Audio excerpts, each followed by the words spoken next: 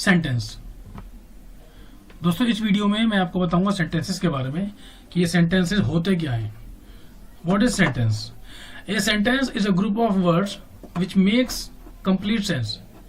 Sentence एक group होता है वर्ड्स का, शब्दों का एक समूह होता है, विच मेक्स कंप्लीट सेंस, जो एक पूरा कंप्लीट सेंस बनाता है, जो एक पूरा एक मतलब जो है कंप्लीट मतलब बताता है आपको, वो एक होता है sentence.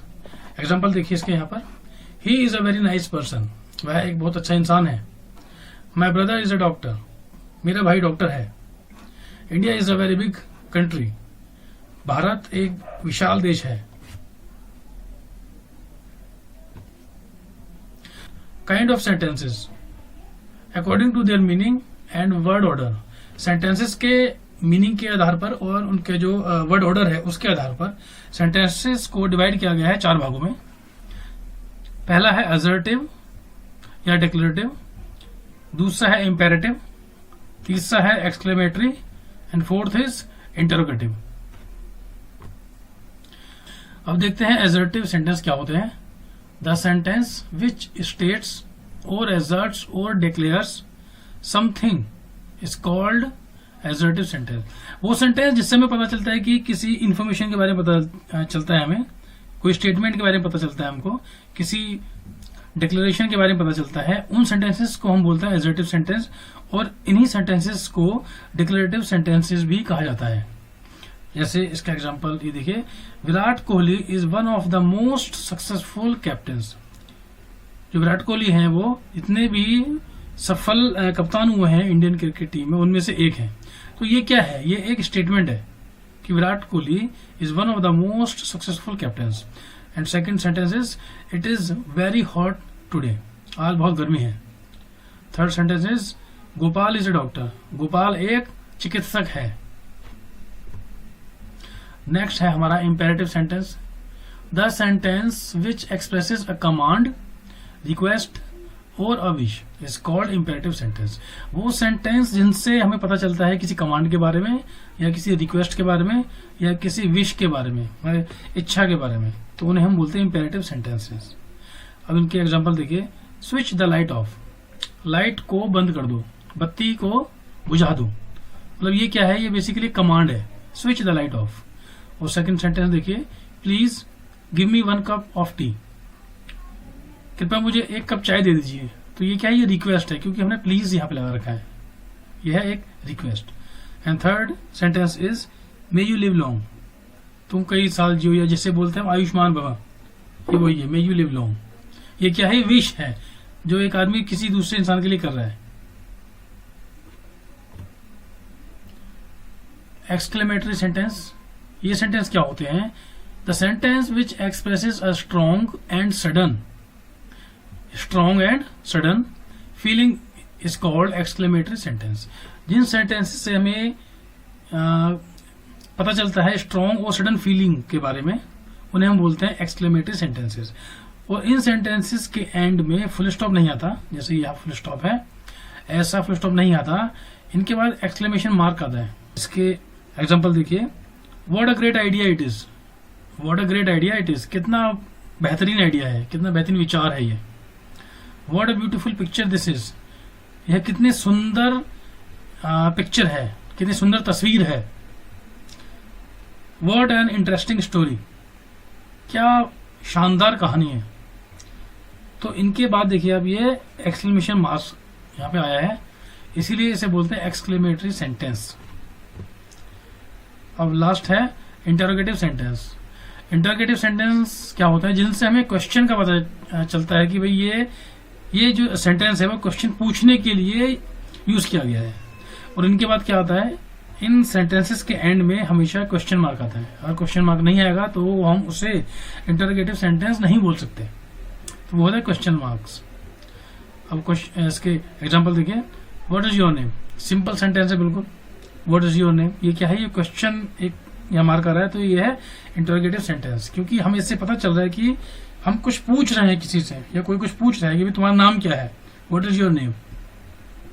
Second sentence is have you finished your homework, क्या तुमने अपना गृह कार्य पूरा कर लिया है। यहाँ पे क्वेश्चन मार्क आया है क्योंकि ये एक क्वेश्चन है, ये स्टेटमेंट ऐसा एक सेंटेंस है जो क्वेश्चन पूछ रहा है। अब थर्ड है कैन यू हेल्प मी, क्या आप मेरी सहायता कर सकते हैं।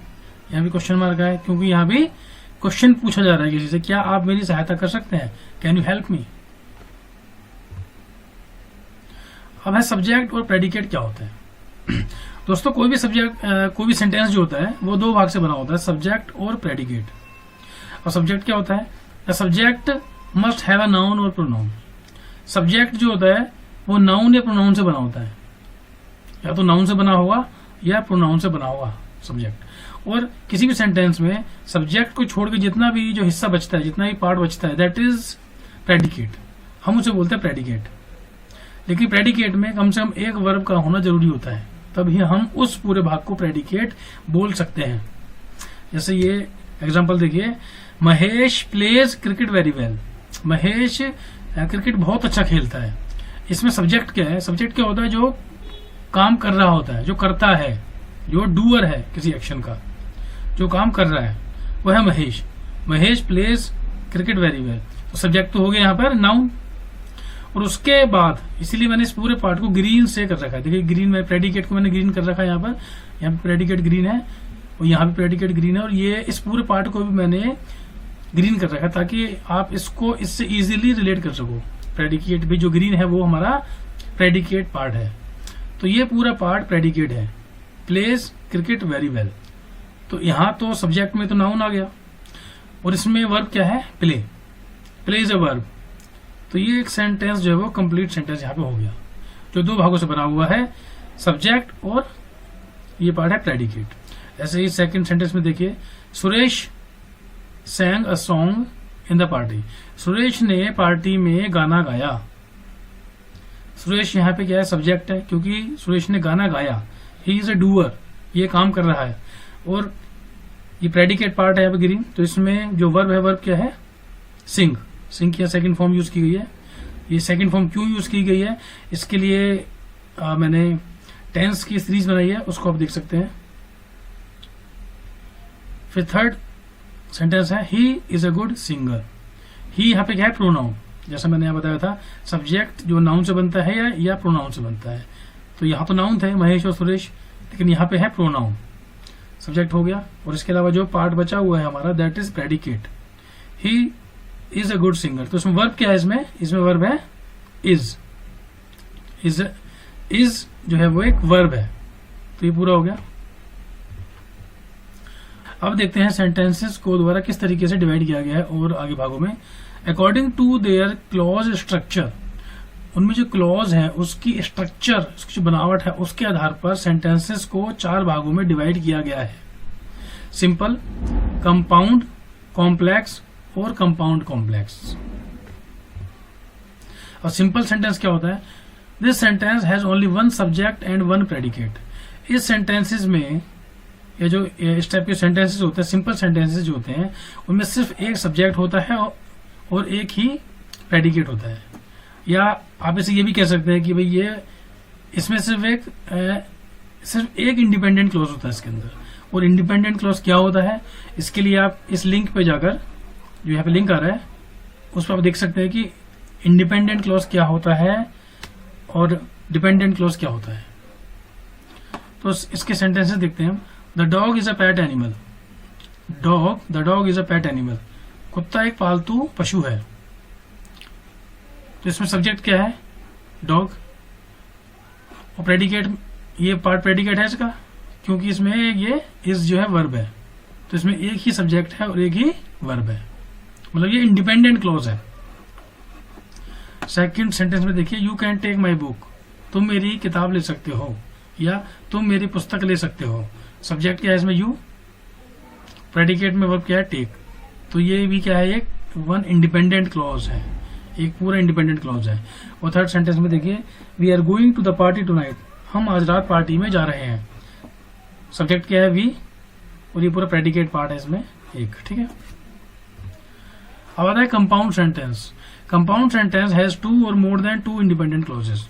कंपाउंड सेंटेंस में दो या दो से अधिक इंडिपेंडेंट क्लॉज होते हैं। I am an engineer and my wife is a teacher. मैं एक इंजीनियर हूं और मेरी जो पत्नी है वो एक अध्यापिका है। तो दोनों ही इंडिपेंडेंट क्लॉज है। I am an engineer, my wife is a teacher. Second sentence, I attempted all the questions but I failed, ये एक इंडिपेंडेंट क्लॉज है। आई अटेम्प्टेड ऑल द क्वेश्चन और आई फेल्ड, ये भी एक इंडिपेंडेंट क्लॉज है। तो इसमें दो इंडिपेंडेंट क्लॉज हैं। It is a pleasant weather today, आज बहुत अच्छा या आज बहुत सुहावना मौसम है। So we can go out for a walk, तो हम बाहर घूमने जा सकते हैं। तो इसमें भी दो इंडिपेंडेंट क्लॉज हैं। Complex sentence, a complex sentence is consisted of one dependent and one independent. Complex sentence में एक डिपेंडेंट क्लॉज होता है और एक इंडिपेंडेंट क्लॉज होता है।